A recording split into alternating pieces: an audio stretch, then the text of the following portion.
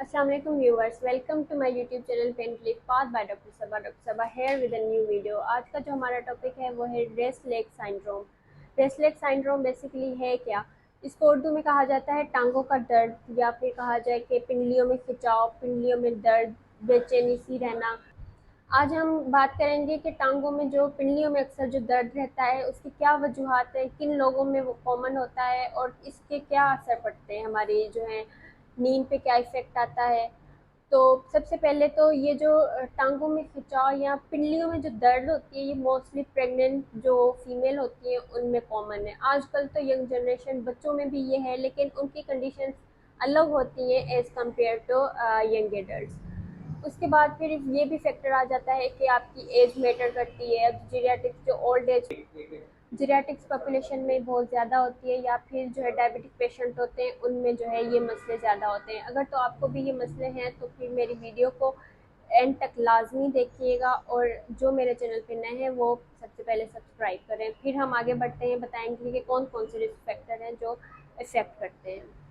सबसे पहला जो रिस्क फैक्टर आ जाता है वो आता है आयरन डेफिशिएंसी। आयरन डेफिशिएंसी मतलब कि एनीमिया, उसकी वजह से भी हो सकता है। फिर जैसे मैंने पहले भी आपको बताया कि जो डायबिटिक पेशेंट होते हैं उनमें जो ये कॉमन होती है। उसके बाद फिर आ जाता है विटामिन B12 की डेफिशिएंसी।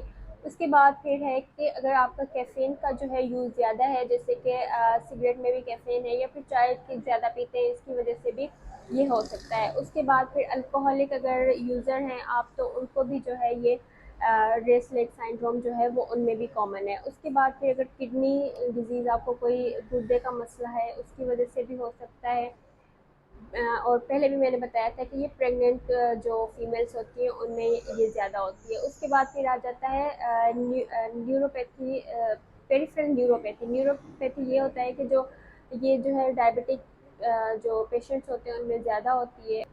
पेरिफेरल न्यूरोपैथी ये होती है कि जैसे हमारी टांगें हैं उनमें जो सेंसेशन आहिस्ता आहिस्ता जो हमारे ऊपर ब्रेन से आती है वो कम हो जाती है। ये एज के साथ साथ जो है कम होती जाती है। मोस्टली डायबिटिक पेशेंट में जो है वो न्यूरोपैथी जो है कॉमन है।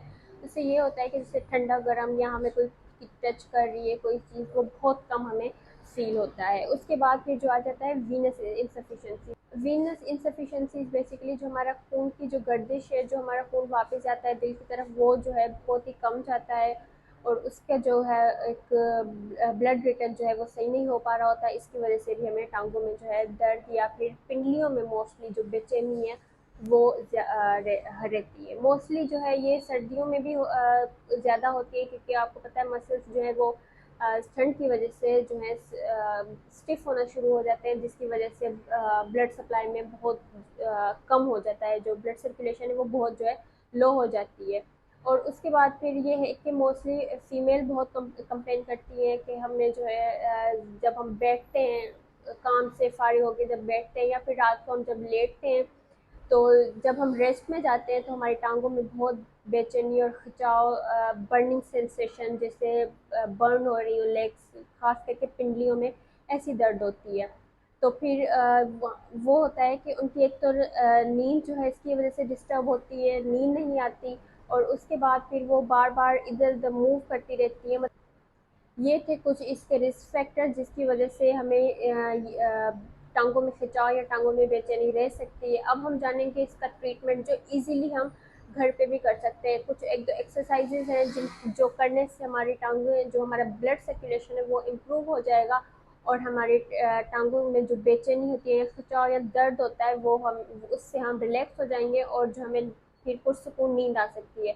अब हम जानेंगे ट्रीटमेंट इसका हम घर में कैसे कर सकते हैं। मेरी इस वीडियो को लास्ट तक ज़रूर देखिएगा। अब हम कुछ एक्सरसाइज करने जा रहे हैं जो आप घर पे बिल्कुल इजीली कर सकते हैं, और इस दर्द को आप कंट्रोल कर सकते हैं 5 मिनट में।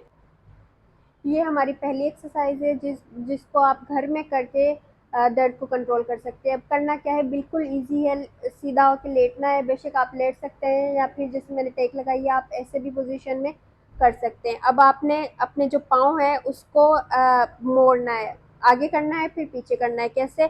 अब ये आपने स्ट्रेट रखे हैं ऐसे, हमने 30 सेकंड तक यहाँ पे इसको रोक के रखना है। ठीक है, 30 सेकंड जैसे ही काउंट करते जाना है, साथ जैसे ही 30 सेकंड पूरे हो जाते हैं, रिलैक्स। फिर हमने अपनी तरफ इसको करना है। फिर 30 सेकंड का होल्ड, फिर रिलैक्स कर देना है। इससे जो है हमारे जो काफ मसल्स हैं, जो पिंडली के हमारे जो ये मसल्स हैं, इनमें खिंचाव आएगा और जो ब्लड सर्कुलेशन जो आपकी पूर हो गई हुई है, इससे जो है ब्लड सर्कुलेशन, आपकी जो खून की गर्दिश है वो ठीक हो जाएगी और आपकी जो पिंडलियों का दर्द है या खिंचाव बेचैनी आती है तो वो काफ़ी हद तक जो है रिलीफ हो जाएगी। हमने इसको 12 दफ़ा करना है और बीच में 30-30 सेकंड का होल्ड रखना है। उसके बाद फिर हम बात करते हैं अपनी दूसरी एक्सरसाइज की। अब दूसरी एक्सरसाइज हमने कैसे करनी है, हम ये लेट गए हैं, रिलैक्स अपनी बॉडी को, बिल्कुल रिलैक्स, अपनी लेग्स को रिलैक्स रखना है, कोई प्रेशर कोई लोड नहीं डालना, ठीक है। अब ये हमारी लेग आहिस्ता आहिस्ता हमने ऊपर उठानी है, ऊपर उठाइए, रिलैक्स। फिर हमने पाँव को आराम से जेंटल सा जो है अपनी तरफ मोड़ना है, ठीक है। इसको भी होल्ड करना है हमने 30 सेकंड तक। आपके जो मसल्स होंगे, जो मसल्स खिंचे हुए होंगे, वो मसल्स भी आपके रिलैक्स होंगे और उसके साथ साथ आपकी जो ये पिंडलियों का दर्द है ये भी आपका जो है रिलीफ हो जाएगा। उसके बाद फिर हमने दूसरी टांग को ऊपर उठाना है, उसके बाद फिर हमने पाँव को अपनी तरफ मोड़ना है। इसको भी 30 सेकंड तक होल्ड करके रखना है हमने, ठीक है। और साथ साथ काउंट करते जाना है। उसके बाद रिलैक्स, फिर हमने वापस लेके आना है, ठीक है। हमने दोनों लेग्स को 12-12 दफ़ा ये करनी है। इससे भी आपकी जो मसल्स हैं वो भी रिलीज़ हो जाएंगे और आपकी जो पिंडलियों का दर्द है वो भी रिलीफ हो जाएगा। अब हम चलते हैं थर्ड एक्सरसाइज की तरफ। थर्ड एक्सरसाइज क्या है कि हमने जो अपनी लो बैक है उसको ऊपर उठाना है, ऐसे, ठीक है, जिसकी वजह से जो है हमारे ये वाले मसल्स भी रिलैक्स होंगे और काफ मसल्स भी रिलैक्स होंगे।